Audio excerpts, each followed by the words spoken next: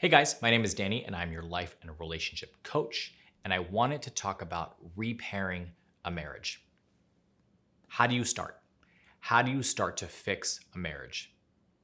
First and foremost, if you are watching this video, I am sorry that you find yourself in a situation where you feel like you need to repair your marriage. But the silver lining here is that you are here and you're investing the time and you're putting in the work, which is a good indication that you are invested in this process and tells me that there is a big potential. There's huge potential here for the relationship to be mended or to even be better than the first time around.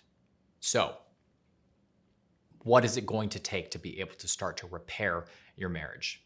I want to be completely transparent and honest with you guys and say there is no overnight solution to this. I have said this in many videos before when it comes to rebuilding trust or rebuilding a marriage or getting through infidelity. There is no overnight solution. And if somebody tells you that they can fix your relationship in a week, they are lying to you. It is going to take patience. It is going to take humility. It is going to take hard work, tears, sweat. It's all of it. Trust is built over time. A bond is built over time. A marriage and the dynamics of that marriage are built over time. And once they are broken, it is going to take some time to be able to rebuild that, to repair that, right? So I want you to understand, again, like I said, this is a marathon, not a sprint. So you will need to exercise patience. And if you are willing to exercise patience and you're willing to invest the time, then this is the video for you. Now, when it comes to repairing a marriage, the topics range, right? So there's a large variable here. It can be, a breakdown in communication, and it can have to do with a breach of trust. Maybe there was infidelity in the relationship. Maybe there are issues in regards to not feeling emotionally connected to each other anymore. There are so many topics that fall under the category of repairing your marriage. So I wanted to provide you guys with just some generalized topics or generalized steps that you can start to take in order to repair your marriage and apply it to your specific situation. First and foremost, and this is the most crucial one and probably the easiest one to assume, which is communication. Communicating with your partner is so important. It is the key to unlocking the door to the root issues and being able to work through them and process them together and as individuals. So, what does communication entail? It entails you being able to sit down with your partner and express your frustrations, your needs, your expectations, set boundaries, and feel like your partner is understanding what you're saying and they are supporting what you're saying, and vice versa. Now, a lot of people struggle with communication, and the reason being is because people are very good at expressing their emotions, but they are not good at listening. Listening is one of the primary fundamental aspects of communication. And listening isn't just about sitting silently and hearing what your partner has to say, right? Listening is about really understanding the underlying messages, the underlying root causes and issues of what is driving your partner to express themselves in the way that they are. And in order to do that, it's a technique that we call active listening, where you are completely focused on your partner, you're making eye contact, you're utilizing physical cues to let them know that you are paying attention and you are listening. So that's nodding your head, that's keeping your arms open so that you are accepting the information. So body language is a big piece of this as well. And you are giving verbal cues as well. So you're saying, aha, and yes, and I understand. But beyond that, it's about actually being able to process the information, retain the information, and if you have any questions, getting clarification on those things so that you can better understand your partner. Now, if you are the type of individual who struggles with communication, which a lot of people do, I'd probably say about 7 to 8 out of 10 people that I work with struggle with communication. I have created an amazing product that will help you to navigate communication in a relationship. It is a life changer, guys, I'm telling you.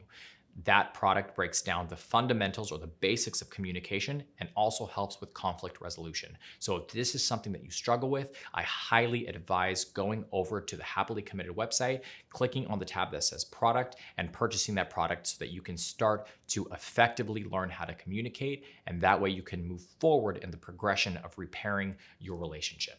The second step is setting boundaries. Usually boundaries have a negative connotation, right? People feel that a boundary is a limitation or it's something negative, but really it's not. Boundaries are incredibly healthy. They help to preserve individuality and self-identity. If you have zero boundaries, then that means you struggle with self-identity. And it's very possible that you've completely interwoven your life with your partner in a way that is not healthy and could potentially come off as being codependent.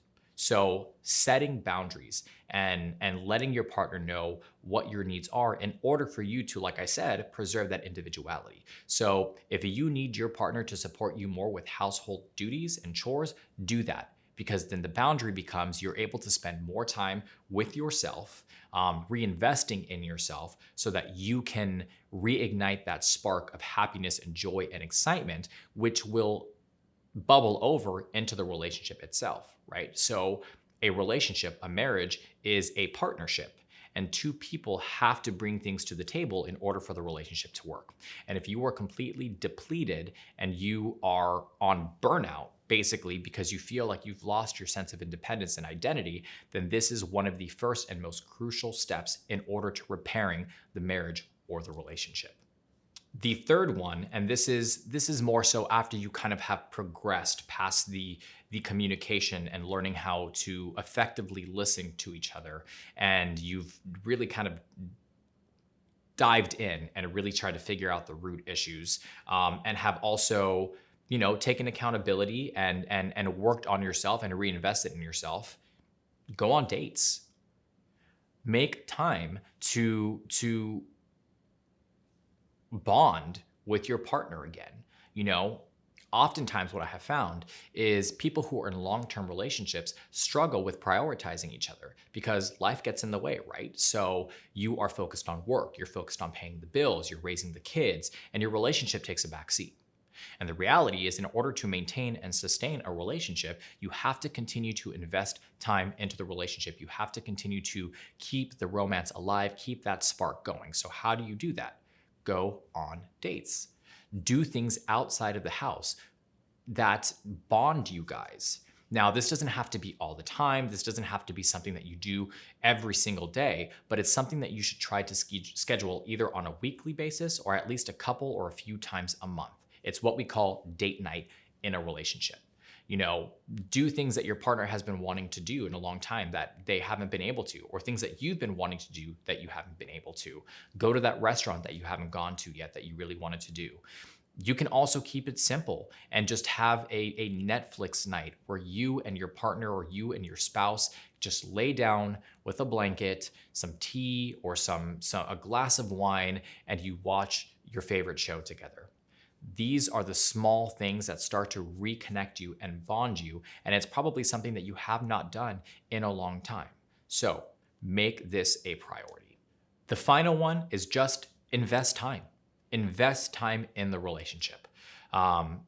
You invest time in work, you invest time in the kids, you invest time in running errands, you invest time in hanging out with your friends, you invest time in your own personal hobbies and all those types of things. And that's all good and healthy investing time in yourself is good and healthy, but if you invest too much time in work, that may not necessarily be healthy because there's something that we call work-life balance. But what I'm trying to get at is that your relationship should also be a priority. So if that means that you have to put it on your schedule to spend quality time with your partner every Wednesday and Thursday, or every Friday or every Saturday, whatever the case may be, as disconnected and transactional as that may seem in the beginning, it is the start to building something that will become a subconscious habit. And if it's something that you have not done in a long time, it may be necessary to remind yourself and keep it in the forefront of your mind until it becomes organic and natural. So make your relationship a priority. Plan that trip that you haven't gone on. Spend a weekend with your partner. do a weekly date night, have emotional check-ins at least once or twice a week where you sit down and have quality conversation. Invest the time in your relationship.